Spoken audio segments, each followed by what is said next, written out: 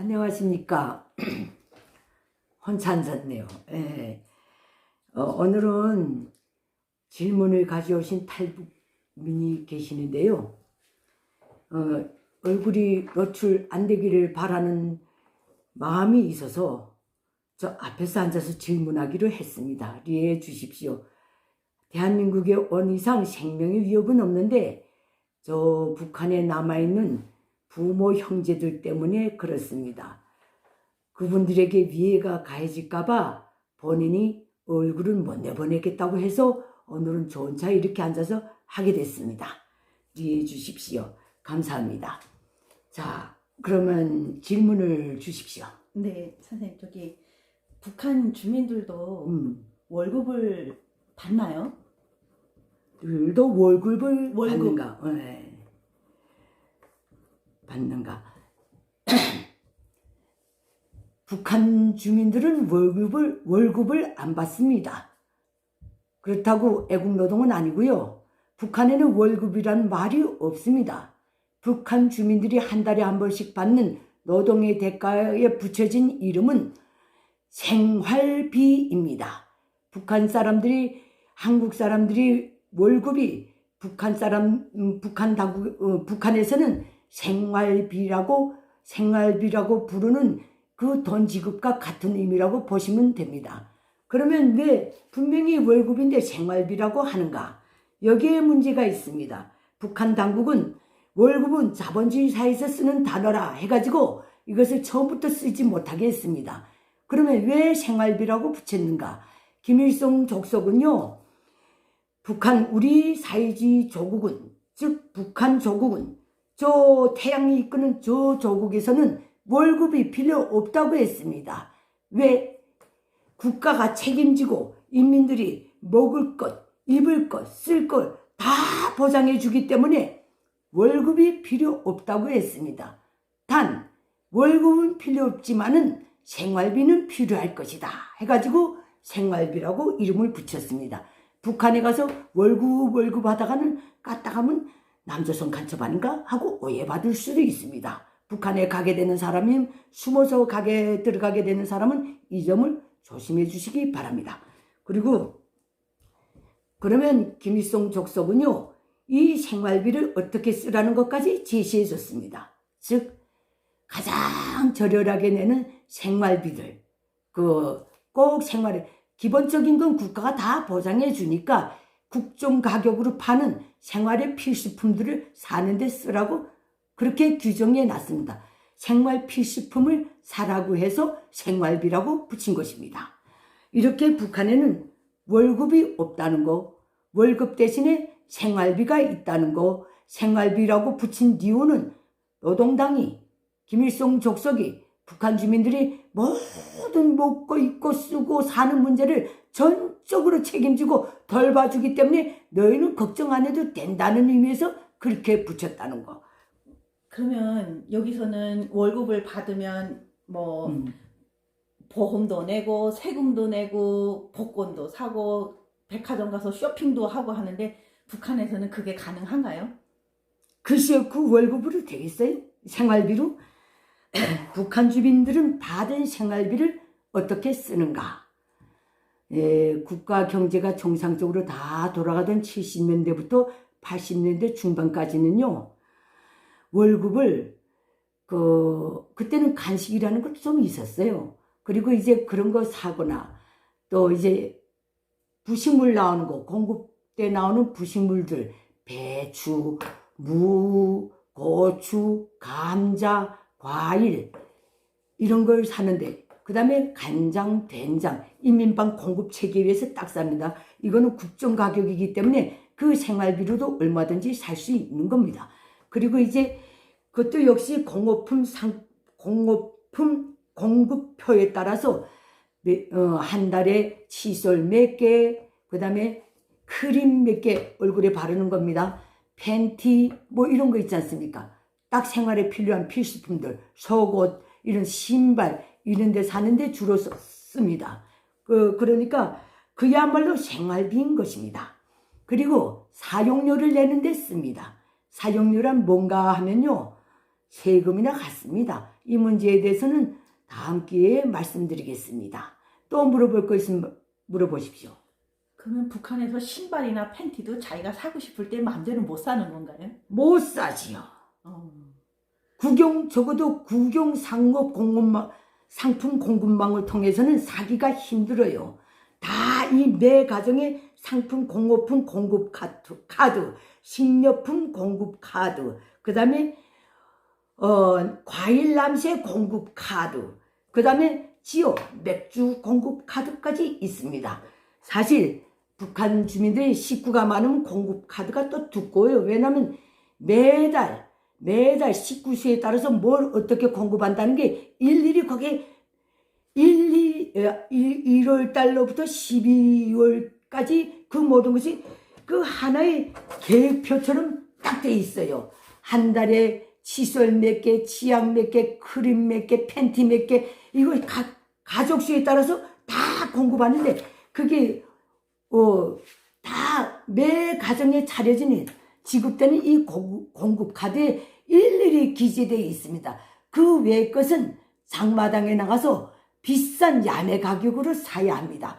국정 가격으로는 그것을 살 수가 없는 거예요. 장마당 거는.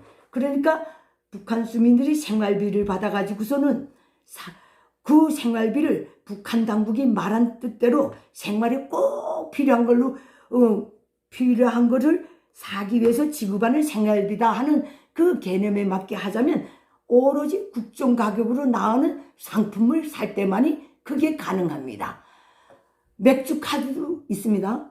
맥주도 마음대로 못 사 먹습니다. 맥주 카드도 매 가족에 그것도 여자는 속해 있지 않습니다. 남자 수에 따라서 보름에 맥주 몇 그램가 차려지는가 그게 일일이 기록되어 있습니다. 저는 이 카드를 가지고 사용했던 사람입니다. 지급받아서 평양시 중구역 대동문동에서 살면서 그랬습니다. 그러니까 내가 전번 시간에도 말했지만 이 일반 주민 공급 카드, 그 다음에 내가 기자로서 받는 공급 카드, 이거 다 합하면요 요만한 백으로 하나 됩니다. 전쟁이 일어날 때 들고 뛸 수도 없어요. 누가 공급 카드를 들고 뛰겠습니까? 그러나 그 공급 카드가 북한 주민들이 일상생활하는 데서는 아주 피 같은 그 요소들입니다. 그래서 북한 주민들은 공급이 제대로 되지 않아서 못 받을 경우도 그 공급 카드만은 버리지 않고 꾹 쥐고 있습니다. 그 다음 달에는 탈 수도 있으니까. 그 다음 달에 받을 때는 그 다음 달 거 쪽쪽 하나씩 찢어서 내야 돼요. 신발 하나 가면 그 하나하나씩 뜯어내게 돼 있어요. 그걸 하나하나 뜯어 바쳐야 되기 때문에 아무리 못 받아도 그 공급 카드들을 꿀단지처럼 안고 삽니다. 요 문제는 여기까지 말씀드리겠습니다. 한국으로 말하면 쿠폰이나 같은 거네. 아, 그겁니다. 그 쿠폰, 생활비에 해당한 쿠폰이나 같은 겁니다. 그렇게 보면 이해가 쉬울 것 같습니다. 그러면 거기는 생활비 같은 거 받으면 나가서 외식도 할 수 있는가요? 외식도 할 수 있지요. 생활비, 그것도 국정 가격으로 외식할 수 있지요. 생활비 가지고 야매 가격으로는 외식하면 한 달 생활비가 반 몇 번 사 먹으면 다 날아납니다. 그렇게 가치가 없어요. 단 국영식당에서 하는 식당에 가서만 국정 가격으로 그걸 먹을 수 있을 때만이 그 받는 생활비로 그걸 충당할 수 있습니다. 그리고요, 북한 외식 굉장히 힘듭니다. 북한 외식 한번 좀 좋은 식당에서 가서 먹으려면 마음대로 갈 수도 없는 거예요. 외식하는데도 배송표를 받아야 됩니다. 말하자면 당신은 어느 날 어디 가서 어느 식당에서 옥류관에서 국수 한 그릇을 먹을 수 있다는 배송표가 인민반망을 통해서 나옵니다. 이 경우는 평양시인 경우입니다. 그러면요, 인민반장이 그걸 매 집에 넣어놔줘요. 그 작을 때는 이번에 나온 배송표는 몇 호부터 몇 호까지 준다. 이렇게 다 나름 룰이 있습니다. 그 배송표를 받으면 그때 그걸 두고 옥류관에 가서 줄을 만장같이 서서 들어가서 국수 한 그릇을 먹고 나오게 됩니다. 그 배송표를 들고 가더라도요, 그거 들고 계속 기다리다가 국수가 떨어져서 없습니다 하면 도로 와야 됩니다. 그것이 북한의 외식인데 국정 가격에 위한 외식이 그 형상들이 그 외식을 그런 식으로 합니다. 참 고약한 나라지요. 북한은 이런 나라입니다. 또 물어보십시오. 이해가 갑니까? 네. 네, 또 물어보세요. 그러면 그 아이들은 사탕이나 과자 뭐 이런 거는 어떻게 사서 먹는지 어떻게 먹는지. 이것 역시 공급 카드에 의해서 사 먹습니다. 식료품 공급 카드예요. 매월 사탕 식구수에 따릅니다. 우리 식구가 3명이었는데요. 내가 알기는 1인당 200g이 한 달 공급량이었던 걸로 기억합니다. 요거는 내가 몇 번 사택기 때문에 기억합니다. 200g이면 우리 집 식구들이 한 달에 먹을 수 있는 사탕이 600g입니다. 이 600g을 받는데요. 그것도 이제 그 공급 카드에 비해서 600g 사기 위해서 식료상점에 갑니다. 그 외에 사 먹으려면요.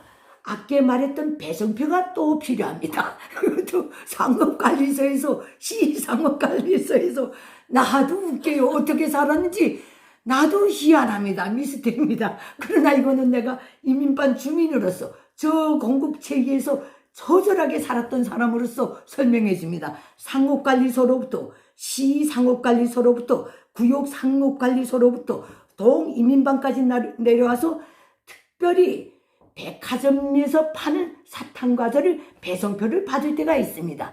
그때는 그 배송표 하나를 들고 그 배송표에 사탕 한 킬로, 사탕 2킬로짜리도 없습니다. 사탕 1킬로, 과자 1킬로, 배송표가 1킬로 단위로 나옵니다. 그걸 들고 해당 백화점에 가는데요. 우리 집은 평양 1백화점 옆에 있었습니다. 우리가 받은 배송표는 주로 평양 제1백화점에서 사는 배송표였습니다. 이 배송표를 매달 받는가고요? 아닙니다. 매 달에 한 번씩 심심하면 잊어먹을까 하면 한 번씩 줍니다. 사탕과자는 이제 배송표에 가물에 콩나듯 받아지는 배송표에서 1킬로씩 사 먹을 수 있고요. 기타는 인민반 공급망에 따라서 식료상점에 가서 식료품 식료품 상품 쿠폰을 하나하나 찢어내면서 그걸 삽니다. 그래서 북한 사람들은 밥 외에는 특별한 간식이 없습니다. 그러나 오늘날에는 장마당에서 개개인이 만든 사탕 과자를 먹을 수는 있습니다. 그러나 역시 야매 가격이라는 것. 국영 상점에서 파는 그 사탕 과자에 비하면 가격이 50배, 100배 높다는 것. 따라서 정상적인 생활비를 타는 사람으로서는 그것을 사 먹기가 힘들다는 점을 분명히 말씀드리는 바입니다. 또 물어보십시오. 그러면 사탕, 과자 이런 거를 원 없이는 못 먹겠네요. 글쎄요. 나는 북한에서 살면서 원 없이 사탕 과자를 먹어서 이빨이 썩어 나갔다는 말은 들어본 적이 없습니다. 나 역시 원 없이 못 먹었고요.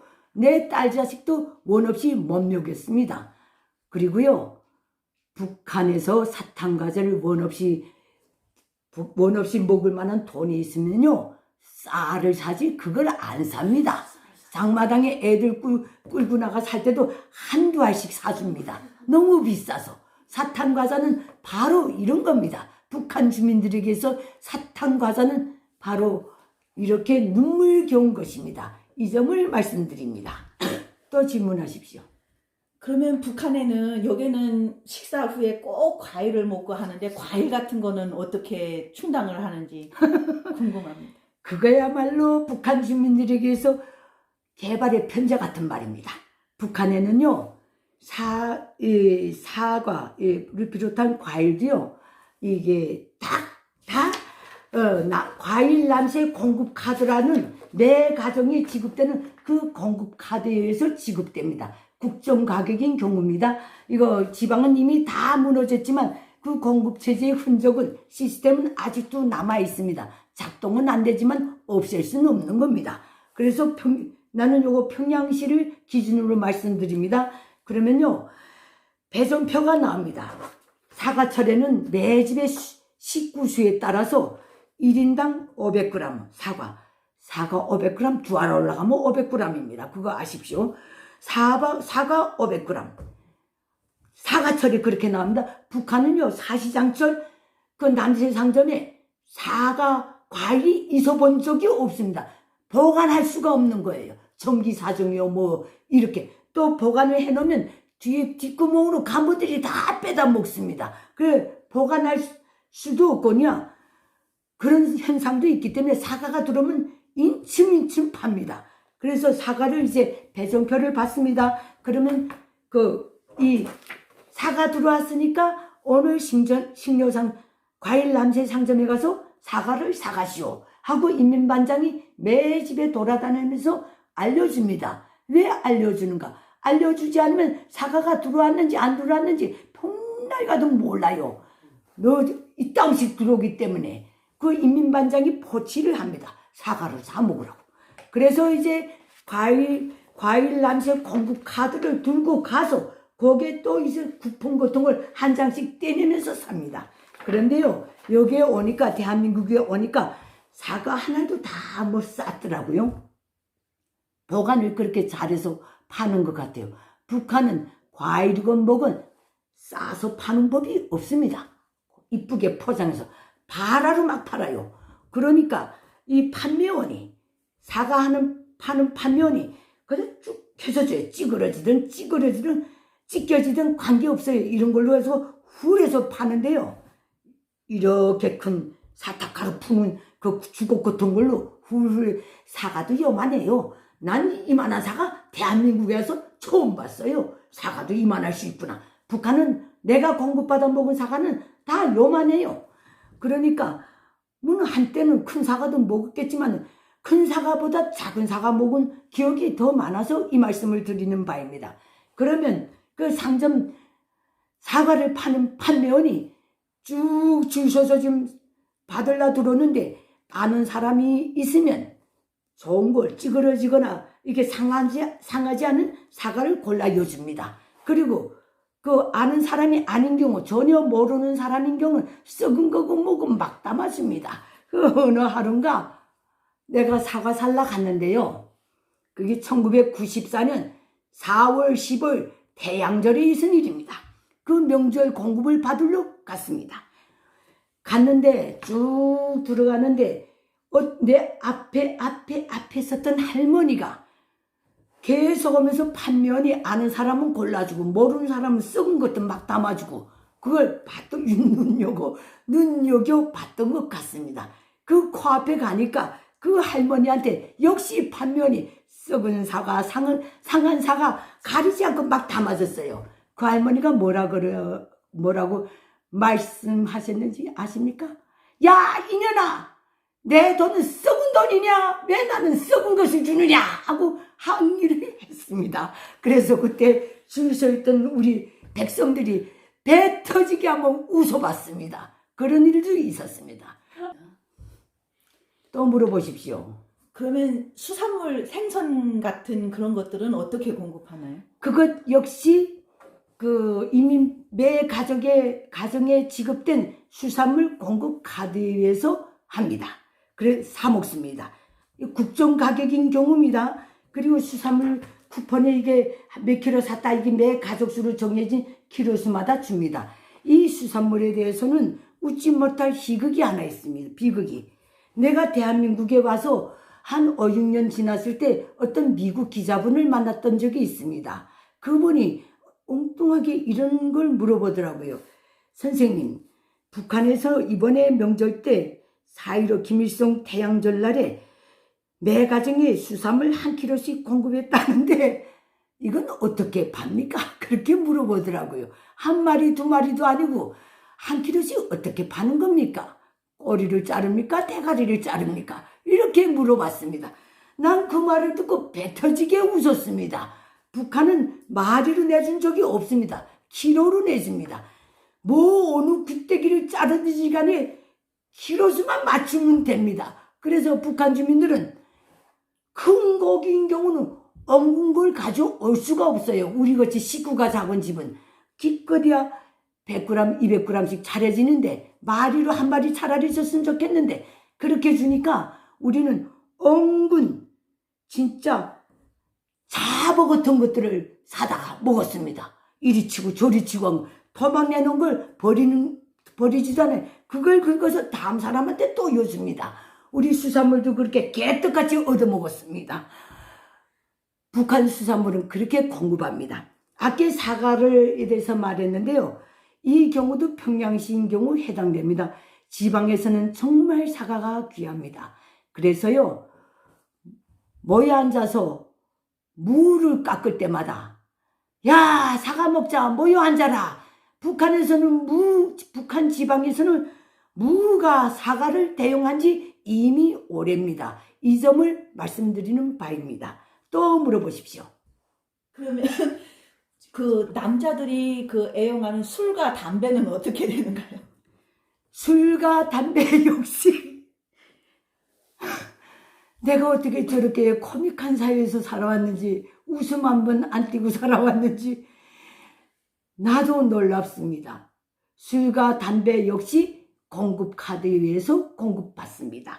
그 역시 술과 담배는 식료품 상점에서 사기 때문에 매 세대주, 매 집안의 남자들, 성인 남자들이 한 달에 담배 몇 각씩 차려진다는 게 이 매 가족이 가지고 있는 그 상품 공급권에 다 기재되어 있습니다. 그걸 하나하나 떼서 매달 삽니다. 술은요, 명절날에만 받습니다. 나머지는 다 야매를 사서 먹습니다. 술을 매달 술 몇 병, 이 말은 내가 공급한 카드에서 본 기억도 없고요. 그렇게 사본 기억도 없습니다. 술은 오로지 태양절, 그 다음에 김정일 생일, 설날, 국가적인 5대 명절인가 4대 명절에만 인민반 공급망을 통해서 구매를 합니다. 국전 가격으로. 그렇게 말씀드립니다. 그러면 신생아 애들 키우는 집에서는 뭐 기저귀라든가 장난감이라든가 이런 것도 다 공급 카드에 들어가 있는 건가요? 이거는 공급 카드에 안 들어갑니다. 이거는 애를 낳다 하면 구역 산부인과에서 애를 받은 데서 또 애는 혼자서 못 낳지 않습니까? 산후 그 받아내는 그 뭐라 그러던가요? 애 받는 산부인과 의사들이 이동하기 힘들 때는 병원에 가서 하고 임신부가 급할 때는 산부인과 의사가 그 집에 가서 집안에서 받습니다. 이런 경우는 애가 출생했던 이거는 시스템입니다. 인구조사 때문에 애가 출생한 지 3일 내에는 무조건 통보해야 됩니다. 출생신고를 해야 됩니다. 그걸 어기면 안 됩니다. 출생신고를 한 다음에 애 속옷도 기저귀도 다 필요하지 않습니까? 그 동에서 발급받은 출생신고서를 들고 구역 상급관리소를 찾아갑니다. 그러면요, 이거는 그 공급카드에 없기 때문에 이렇게 가게 됐습니다. 내가 이 말을 할 때는 좀 엄숙해집니다. 기저귀 하나도 저렇게 배정표가 있어야 사는 나라가 바로 북한입니다. 아까는 웃었지만 지금은 슬프네요. 상급관리소에 가서 그 출생신고서를 내면요, 표딱지를 줍니다. 즉 쿠폰 같은 걸 줍니다. 기저귀 몇 메다, 기저귀 잘라서도 안 팝니다. 두루루 말아서 팝니다. 집에 와서 자릅니다. 물론 잘라서 나오는 것도 있지만 대개는 말아서 팝니다. 마대청 같은 거. 애들이 그 기저귀 몇 번 차고 나면 엉덩이가 다 까집니다. 시뻘겋게. 그거 하고 그 다음에 그 애들 그 속옷감을 내줍니다. 혹 어떤 경우는 애기용 소원 맞는 것을 살 수 있는 배송표를 줍니다. 그러면 그 배송표는 구역에서 살 수 없는 경우 백화점에 갈 수 있게끔 그게 배송표가 백화점 배송표가 나옵니다. 그러면 그걸 들고 나는 아까도 말씀드린 바와 같이 제1백화점 옆에서 살다 나니까 애기 속옷을 제1백화점에 가서 그 쿠폰을 내면 직렬도 안 돼 있어요. 그 쿠폰을 내면 저 창고에 들어가서 갖다 줍니다. 한두 번씩. 그러면 가지고 나옵니다. 기저귀도 그렇게 받아서 사용했는데요. 이거를 내가 몇 달간 받았는지는 기억이 안 나지만은 애가 진짜 똥오줌을 가릴 때까지 그것만 썼던 것 같아요. 그래서 마지막에는 다 허해져서 우리 어른들이 입다 날뛰 낡은 속옷들 있지 않습니까? 그걸 기저귀로 만들어서 부드럽게 해서 기저귀로 만들어서 저는 사용했습니다. 이것은 내 말뿐이 아닙니다. 이렇게 사는 거는 중앙당 최고위, 북한의 최고위층 간부들을 내놓고는 평양의 일반 주민들, 일반 공급 대상을 받는 주민들은 이렇게 신생아에 대한 기저귀와 속옷을 해결합니다. 이거는 시스템입니다. 오늘은 다 장마당에 나가서 비싼 야매 가격으로 사는 것 같은데 국정 가격으로 사자면 이 시스템을 타야 합니다. 이 점을 말씀드립니다. 그럼 장난감 같은 거는? 장난감 같은 거는 팔지를 않습니다. 나는 북한에서 내 애한테 장난감 사준 기억이 별로 없습니다. 단 이 장난감 역시 이 당시 살 때는 배정표에 의해서 삽니다. 딸랑이 같은 거. 예. 북한의 장난감 별거 없어요. 딸랑이 뭐 이런 거 있어요. 그 다음에 오리가 구르고 가면 꾀꾀꾀꾀 가는 아주 아날로그 아주 원시적인 장난감입니다. 나무를 뽁뽁뽁 깎아서 만든 겁니다. 장난감을 글쎄요. 제가 장난감을 상점에 가서 사서 내 자식에게 준 기억은 별로 없네요. 그리고 북한에서 장난감이 그렇게 장난감을 대여섯 개 이상 가지고 노는 애도 본 적이 없습니다. 그런데 어느 책인가 쓴 거 보니까 김정남이는 즉 김정의 그 아들 김정남이는 장난감이 방 안에 넘쳐나는 데서 살았다고 하더라고요. 격분스러운 일이 아닐 수 없습니다. 장난감 살 여유도 없습니다. 장난감 살 돈이 있으면요. 쌀이라도 한 킬로 사고 사탕이라도 하나를 사서 애입에 물려줍니다. 북한 애들에게는 장난감이 호사 중에 호사입니다. 이 문제에 대해서는 여기까지 말씀드리겠습니다. 그러면 여기 한국에는 복권이 있는데 북한에도 복권 문화가 있나요? 딱 한 번 생겼던 적이 있습니다. 복권. 나도 태어나서 처음 들은 말을 북한 당국이 1989년에 내놨습니다. 제13차 세계 청년 학생 축전을 치러야 하는데 은행에 돈이 돌지 않아서 복권 사업을 진행하라고 김정일이가 지시했답니다. 그래서 이것은 강압적인 방법으로 하지 말고 선전 사업을 적극적으로 해서 자발적으로 참여하도록 하시오. 이렇게 지시했습니다. 저는 기자 출신이기 때문에 정확히 그거를 전달받았습니다. 그런데 복권이 뭔지도 모르고 살아온 사람들이 복권을 살 이유가 없는 거예요. 도달 암만 복권 선전해도 선전한 사람이나 사지 선전받는 사람은 사는 사람이 별로 없었어요. 그러다 나니까 7월달인가 8월달에 아니다 4월달인가 돼서는 복권을 사는 것을 강제화했습니다. 그때는 모든 직장에서 생활비를 받는 사람들은요 덮어놓고 생활비를 내줄 때 50원씩 뗐습니다. 떼면서 이거는 영원히 떼는 것이 아니다. 이 복권 사업은 이 13차 축전이 끝난 다음에 복권 산 돈 쭉 내가 샀대요. 나는 떼었는데 산 돈 50원을 그대로 돌려주며 추첨 결과에 따라서 당첨된 사람이 안에서는 50원에 50배도 줄 수 있다고 선전을 했습니다. 우리는 강압적으로 그래서 억지로 복권을 사게 됐습니다. 50원을. 그때 내 로엠이 130원이었는데요. 50원을 떼고 나니까 그게 그렇게 애하대요. 어떻게 노임이 거의 3분의 1을 떼가는지 그럴 정도로 북한 재정 유통이 아주 열악했다는 뜻입니다. 그래서 그 다음엔 13차 축전도 끝나고 그 해 말에 복권을 받는가 어떤 사람들은 그렇게도 생각하더라고요. 복권 산 돈을 도로 준다고 했으니까. 오늘날까지 내가 북한을 탈북하는 1997년부터 오늘날 내가 대한민국에서 와서 이제는 이만큼 오래 살은 오늘날까지도 평양에서는 그때 산 복권값을 돌려받았다는 소식을 듣지 못했습니다.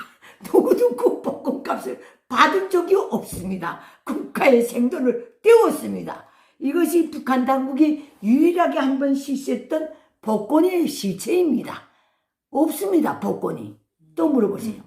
그러면 이제 부조금 같은 경우 결혼식이나 장례식이나 그럴 때 부조금 같은 거는 얼마씩 내는 건가요? 아, 북한에서. 예, 북한에서.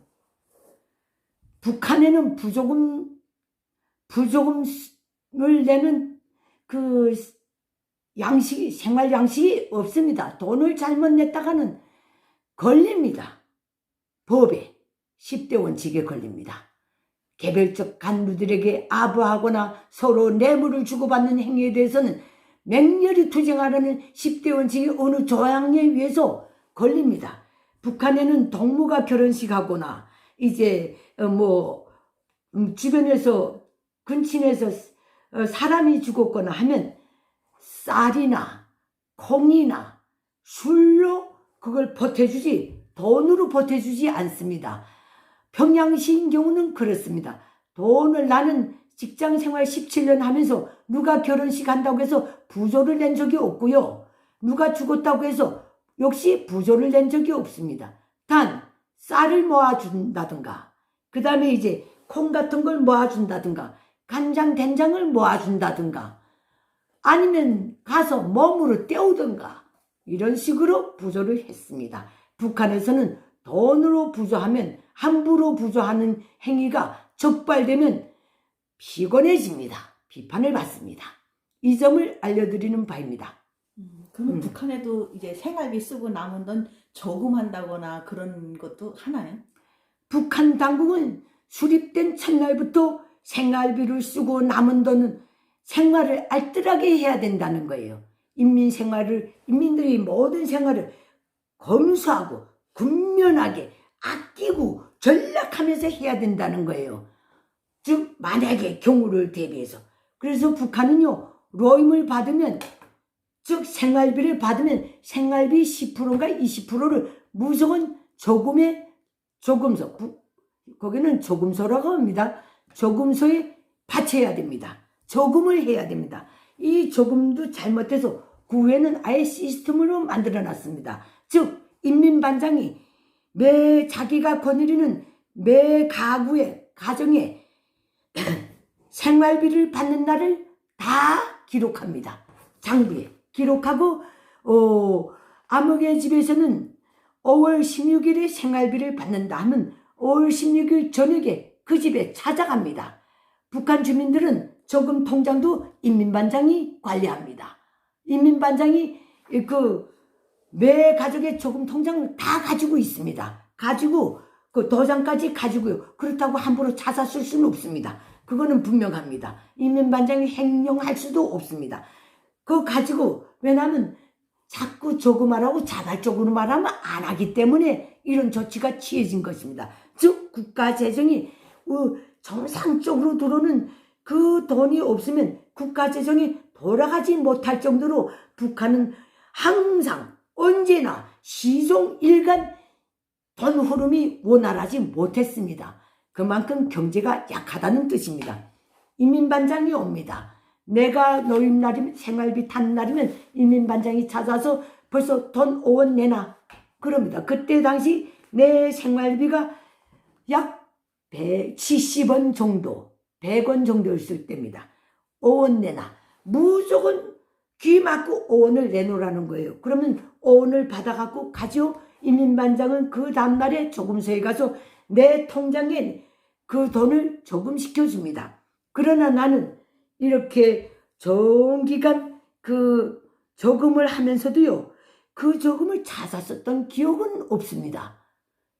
내가 집에 일이 있어서 이 저금을 좀 찾아야 되겠다. 티끌모아 태산이라고. 그것도 못다 나니까 어느 정도 되대요. 그래서 우리 아버지 한간날에 그 조금 통장을 좀 쓰자고 가니까 인민반장이 조금 통장을 내주더라고요. 그래서 그 조금 통장을 들고 은행에 찾아갔습니다. 뭐라고 하는지 알아요? 돈이 없대요. 은행에 돈이 없어서 못 주겠답니다. 그 돈 추방되는 날까지 받지 못했습니다. 아직도 북한 얻으면 내 이름으로 그 돈이 있을 수도 있어요. 그러나 찾지 않으렵니다. 그 휴지 조각만도 못한 돈을 내가 그거 더러워서라도 안 찾습니다. 요 정도로 말씀드립니다. 그러면 그 인민반장이라는 거는 여기 한국의 통장이나 같은 거네. 글쎄 같다고 봐야 되겠는지 모르다고 다르다고 봐야 되겠는지 통장이 업무하고 인민반장이 업무가 너무 다르니까 어쨌든 통에 있는 내 가족의 머리수를 확인한다는 측면에서는 같겠는지 모르겠지만은 북한의 인민반장이 수행하고 있는 그 직무에 비하면 그건 뭐라고 말해야 될지 답이 안 나오네요. 이거는 인민반장은 당조직이 밀정도 되고요. 비밀경찰이 밀정이기도 하고요. 공개경찰이 밀정이기도 하고요. 행정조직이 밀정이기도 합니다.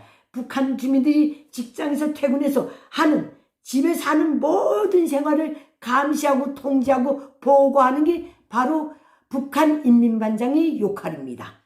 이 시스템은 지금도 맹맥히 살아 흐르고 있습니다. 이 점을 말씀드리는 바입니다. 이제까지 북한 주민들의 월급, 대한민국식으로 말하면 월급이고 북한식으로 말하면 생활비인데요. 이 시스템에 대해서 내가 겪은 그대로 말씀드렸는데 대한민국 국민들은 이런 사회에서 살 수 있습니까? 없을 겁니다. 저도 그 계절에서 탈북했습니다. 그리고 오늘 대한민국에서 자유로이 살고 있습니다. 이 점을 말씀드리고 싶었습니다. 감사합니다.